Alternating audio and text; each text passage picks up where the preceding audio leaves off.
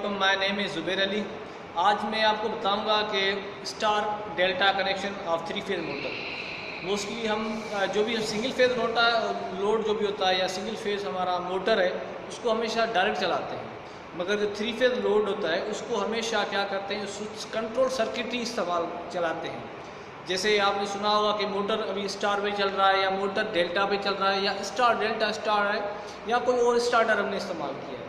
वो क्यों इस्तेमाल करते हैं? क्योंकि ये 3 फेस मोस्टली जो भी मशीनरी होती हैं वो हेवी लोड होते हैं और हमें पता है जब भी हेवी लोड वो चलाते हैं वो 3 to 7 टाइम्स ज़्यादा एम्पियर्स लेता है एज़ कम्पेयर टू उसका वर्किंग लोड करंट। तो जब इस स्टार्टिंग करंट उसका ज़्यादा हाई हो जाता है तो हमारे जो सर्किट ब्रेकर्स होते हैं वो सारे ट्रिप हो जाते हैं। फॉर एग्जांपल कोई मशीनरी है हमारी 8 एम्पियर की, तो उस पर मैंने सर्किट ब्रेकर लगाया 10 एम्पियर का, तो वो रनिंग कंडीशन का है, मगर जैसे ही मैं 8 एम्पियर वाली मशीन को ऑपरेट करूँगा तो वो 3 गुना ज़्यादा एम्पियर लेगी।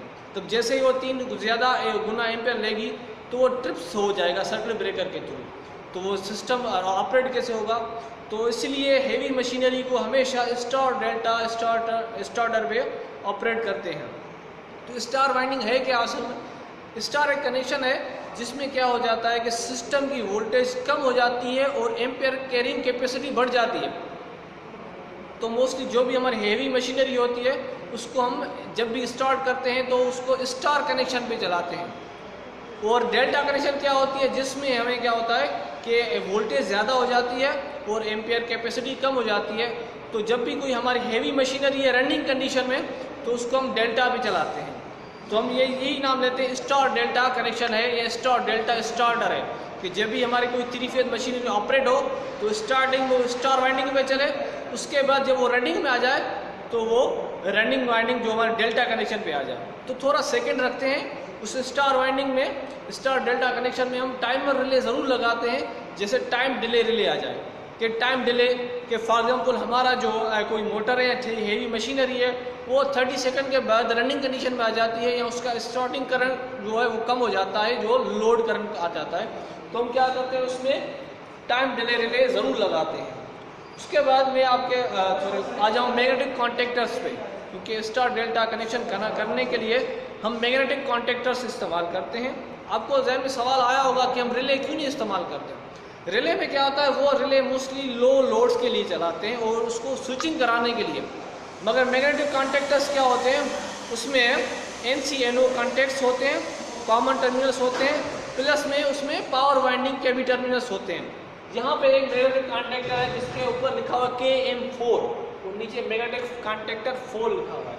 उसके टर्मिनल्स पे देखिए आप, यहाँ पे रेड और ब्लैक ये इसका कॉइल टर्मिनल है, जैसे रिले का टर्मिनल होता है। उसके बाद 135 डिफरेंट कलर है, रेड येलो ब्लू और ये रेड येलो ब्लू। ये जो टर्मिनल 3 है ये पावर वाइंडिंग के है, मतलब ये लोड के टर्मिनल्स होते हैं मैग्नेटिक कॉन्टेक्टर्स। उसके बाद ये जो ग्रीन टर्मिनल्स है हमारे 13, 53, 21, 61 ये हमारे कंट्रोल के हैं, ये कंट्रोल टर्मिनल्स हैं। तो आपने ये समझ लिया होगा कि एक मैग्नेटिक कॉन्टेक्टर में पावर टर्मिनल भी होते हैं और कंट्रोल टर्मिनल होते हैं, प्लस में कॉइल भी होती है। मगर जो हमारा रिले है हमारे उसमें क्या होता है, कॉमन टर्मिनल होता है, कॉइल होती है और सिर्फ कंट्रोल टर्मिनल्स होते हैं, NO NC टर्मिनल्स, उसमें पावर टर्मिनल्स नहीं होते। तो यही फ़र्क है, ये दूसरा फ़र्क है मैग्नेटिक कॉन्टेक्टर और रिले में कि मैग्नेटिक कॉन्टेक्टर एक तो हेवी एम्पियर उठा सकता है, दूसरा कि इसमें पावर वाइंडिंग के भी टर्मिनल्स होते हैं और कंट्रोल वाइंडिंग के भी टर्मिनल्स होते हैं।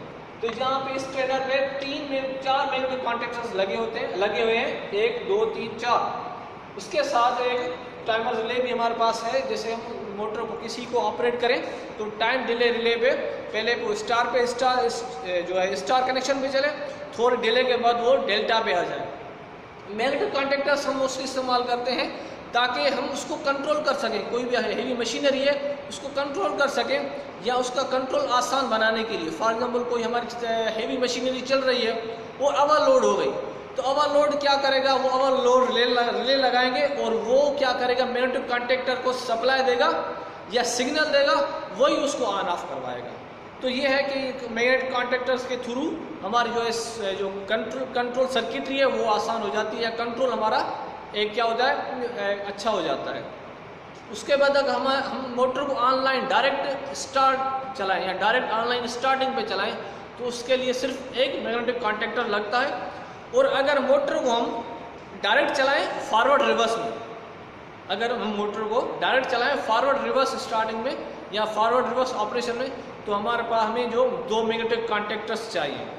और अगर हम किसी भी मोटर को 3 फेज मोटर को स्टार डेल्टा स्टार्टिंग वाइंडिंग पे चलाएं तो हमें रिक्वायर्ड होंगे 3 मैग्नेटिक कॉन्टैक्टर्स। एक जो होगा वो मेन कनेक्टेड होगा मोटर के साथ, बाकी 2 जो मैग्नेटिक कॉन्टैक्टर्स होंगे, एक डेल्टा होगा दूसरा स्टार हो जाएगा। अगर हम मोटर को star delta forward reverse operation के लिए चलाएं तो उसके लिए हमें 4 मैग्नेटिक कॉन्टैक्टर्स दरकार होते हैं, ये 4 होते हैं।